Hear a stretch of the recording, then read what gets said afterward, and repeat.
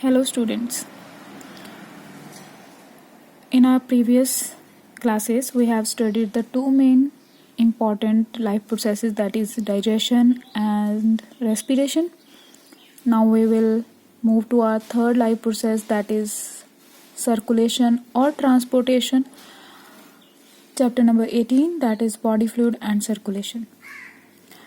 Till now we have studied about the food material, complex food material converted into the simple one, and we have take the oxygen.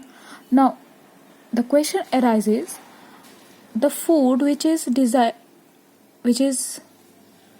digested into simpler one, or the oxygen which we will take, how both of these transported to each and every cell of our body.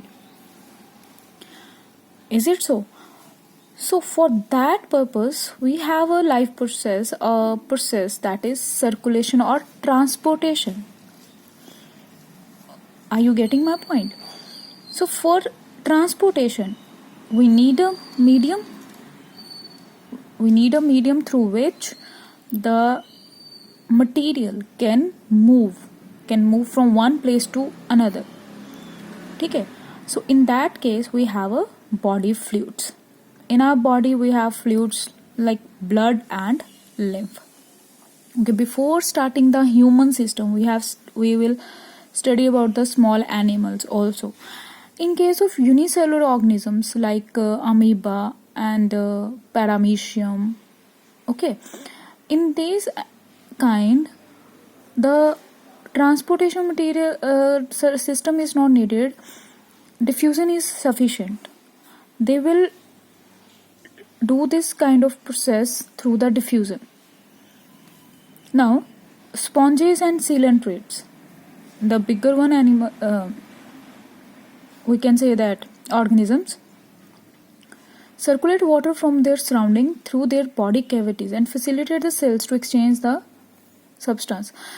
Actually इनके अंदर होता क्या है, पानी, ये animals जो हैं, ये ऑर्गेनिज्म जो हैं, ये पानी में रहते हैं, मतलब near by water surrounding areas में रहते हैं. सो वाटर इनके अंदर जाएगा चैनल्स के थ्रू और सेल्स के साथ एक्सचेंज कर लेगा. That's it. कॉम्प्लेक्स ऑर्गेनिजम्स के अंदर फ्लूइड्स प्रेजेंट हो जाते हैं. इनके अंदर तो कैविटीज होंगी ना, बॉडी कैविटीज, उसके अंदर जो सेल्स हैं उनके नियर बाय हर तक डिफ्यूजन के थ्रू सेल्स मटीरियल पहुंच जाएगा. कॉम्प्लेक्स सिस्टम के अंदर मटेरियल चाहिए, तो blood and lymph, two are the body fluids. Blood जो है वो कॉमनली यूज्ड होता है, ठीक है, हायर ऑर्गेनिजम्स के अंदर, जैसे कि human beings, birds. Now we talk about the lymph. Lymph help करता है हमारी, मेजर तो ब्लड ही है बट लिम्फ भी हेल्प करता है हमारी ट्रांसपोर्ट के अंदर. इस चैप्टर के अंदर हम बॉडी फ्लूइड और सर्कुलेशन से एंड ईच एंड एवरीथिंग कि किस किस तरह से हमारी बॉडी में कैसे कैसे कोई चीज मूव करती है, वो सब कुछ पढ़ेंगे. ठीक है जी. Now come to the blood. Blood is a special connective tissue. In your 9th class, you have studied that connective tissues. Now, blood is a connective tissue consisting of a fluid matrix. Fluid matrix means the base. इसका base जो है वो fluid है, liquid है. Okay, solid नहीं है, तो fluid है, move करता है, plasma है इसके अंदर और formed elements हैं. One by one हम तीनों चीजें पढ़ेंगे. Come to the plasma. Fluid तो हो गया, liquid, we know that liquid. Now come to the plasma and formed elements. Plasma is straw coloured. You have seen the straw basically. Pipe देखिए ना, जो पेल येलो कलर की होती है, light pale yellow, उस कलर की होती है. प्लाज्मा वैसा होता है. विस्कस फ्लूइड, विस्कस में संगना सा, इसके अंदर 55% ब्लड होता है, सॉरी, ब्लड का 55% प्लाज्मा शेयर करता है. अब प्लाज्मा के अंदर क्या होता है? प्लाज्मा के अंदर होता है 90% वाटर, प्रोटीन्स होते हैं 6 to 8%. अब ये जो प्रोटीन्स है ये कौन कौन से होते हैं? ये होते हैं फाइब्रिनोजन, ग्लोबुलिन, एल्ब्यूमिन. ये मेजर प्रोटीन्स हैं जो हमारे डिफरेंट कामों में हेल्प करते हैं. हम वो भी पढ़ेंगे. फाइब्रिनोजेंस जो हैं वो काम करते हैं क्लॉटिंग के अंदर, ब्लड कोएगुलेशन के अंदर। ग्लोबुलिन आपका डिफेंस मैकेनिज्म प्रोवाइड करेंगे, आपकी बॉडी को लड़ने लायक बनाएंगे। एल्ब्यूमिन आपका ऑस्मोटिक बैलेंस बना के रखते हैं। Osmotic balance means the concentration of pH, ions, salts and water. Plasma के अंदर मिनरल्स प्रेजेंट होते हैं स्मॉल अमाउंट में, sodium, calcium, magnesium, bicarbonate, chlorine etcetera. Glucose, amino acids ये भी प्रेजेंट होते हैं क्योंकि they are always in transit in the body. ये हमारी बॉडी में हमेशा ही ट्रांसफर करते हैं, मतलब मूव करते हैं। So each coagulation and clotting of blood are also present in plasma in an active form. जो क्लॉटिंग ऑफ ब्लड है, जितने उसके फैक्टर्स है वो किसमें प्रेजेंट होते हैं? प्लाज्मा में, एक्टिव फॉर्म के अंदर।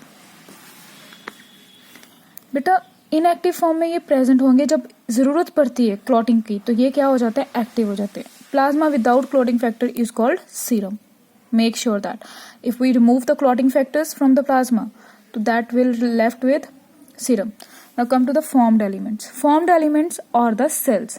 जितनी भी सेल्स प्रेजेंट होंगे ब्लड के अंदर, हम उनको कंसीडर किस में करते हैं? फॉर्म्ड एलिमेंट्स के फॉर्म्ड एलिमेंट के अंदर। इसके अंदर आ जाएंगे आपके erythrocytes, that is RBCs, leucocyte, that is डब्ल्यूबीसीज एंड प्लेटलेट्स। इन तीनों को कलेक्टिवली हम फॉर्म्ड एलिमेंट्स कह देते हैं। 45% of blood formed elements accommodate करते हैं। Erythrocytes that is red blood cells सबसे ज्यादा पाए जाते हैं। एक एवरेज ह्यूमन बीइंग के अंदर 5 मिलियन आरबीसीज होते हैं मिलीमीटर क्यूबिक ब्लड के अंदर।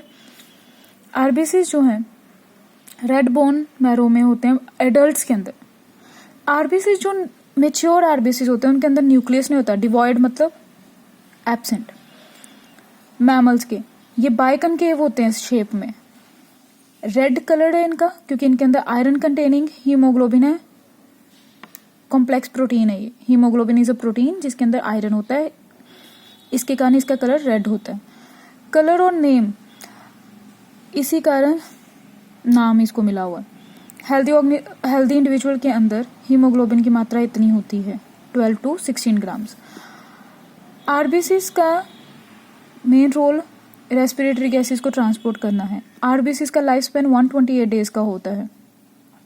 जब ये डिस्ट्रॉय होते हैं, ये जाके होते हैं डिस्ट्रॉय स्प्लीन के अंदर, that is a graveyard of RBCs. उसको ग्रेवयार्ड कहा जाता है। ग्रेवयार्ड मतलब कब्रिस्तान। ल्यूकोसाइट्स की बात करते हैं, व्हाइट ब्लड सेल्स हैं, कलरलेस होते हैं, इनके अंदर हीमोग्लोबिन नहीं होता, ये न्यूक्लिएटेड भी होते हैं, ठीक है, और ये कम नंबर में होते हैं एज कम्पेयर टू आरबीसीज। अब जो आपके ल्यूकोसाइट्स हैं उनको दो कैटेगरी में हम डिवाइड करते हैं, ग्रैनुलोसाइट्स और ए ग्रैनुलोसाइट्स।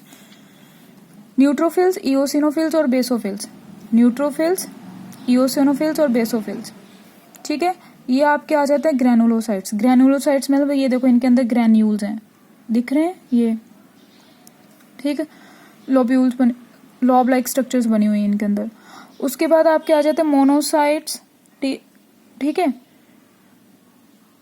लिम्फोसाइट्स आ गए and monocytes and T lymphocyte and B lymphocyte. ये आपके आ जाएंगे ए ग्रैनुलोसाइट्स। इनके अंदर ग्रैन्यूल्स नहीं है इनकी तरह, ठीक है, न्यूक्लियस होगा। न्यूट्रोफिल्स, मोनोसाइट्स इतने परसेंट होते हैं 6 to 8%। फैगोसाइट्स, ये फैगोसाइट्स होते हैं, फैगोसिटिक है, विच डिस्ट्रॉय फॉरेन ऑर्गेनिज्म अगर बॉडी के अंदर आएगा तो ये उसको इनगल्फ कर लेंगे। बेसोफिल्स जो हैं वो serotonin, heparin, histamine etcetera release करते हैं जो इन्फ्लामेटरी होते हैं। जब आपको चोट लगती है तो स्वेलिंग हो जाती है ना, वो इनके कारण होती है। इओसिनोफिल आपकी कोई भी इन्फेक्शन के अगेंस्ट रेजिस्ट करते हैं, ठीक है, और इओसिनोफिल एलर्जिक रिएक्शंस को भी कंट्रोल करते हैं, उसके साथ रिलेटेड होते हैं। अगर आपको एलर्जी है तो इओसिनोफिल्स इंक्रीज कर जाएंगे। लिम्फोसाइट्स जो है 20 to 25% होते हैं। इसके अंदर दो कैटेगरीज आती हैं, B and T. Both B and T lymphocytes जो हैं वो इम्यून सिस्टम के लिए, हमारे इम्यून रिस्पॉन्स मतलब लड़ाई से बीमारियों से लड़ने की जो शक्ति है, that is called immune response हमारा। बी और टी लिम्फोसाइट उसमें हेल्प करते हैं। अब बात करते हैं प्लेटलेट्स की। प्लेटलेट्स को थ्रोम्बोसाइट्स कहा जाता है। Cell fragments produced from the megakaryocytes. Bone marrow के अंदर स्पेशल सेल्स हैं मेगा कैरियोट्स, उसके सेल फ्रेगमेंट से भी प्रोड्यूस होते हैं। ब्लड के अंदर नॉर्मली इतने प्लेटलेट्स प्रेजेंट होते हैं, that 1.5 lakh to 3.5 lakh platelets जो हैं। हमने अभी बोला था कि सारे क्लोटिंग फैक्टर्स इसके अंदर होते हैं, तो प्लेटलेट्स जो हैं वो हमारी कोएगुलेशन में हेल्प करते हैं क्योंकि इसके अंदर सारे फैक्टर्स प्रेजेंट होते हैं। अगर इनका नंबर कम हो जाता है बॉडी के अंदर तो क्लॉटिंग डिसऑर्डर्स हो जाएगा, जिसके कारण अगर बॉडी में चोट लग जाती है तो बहुत सारा लॉस हो सकता है ब्लड का। Till this lecture we have studied till formed elements.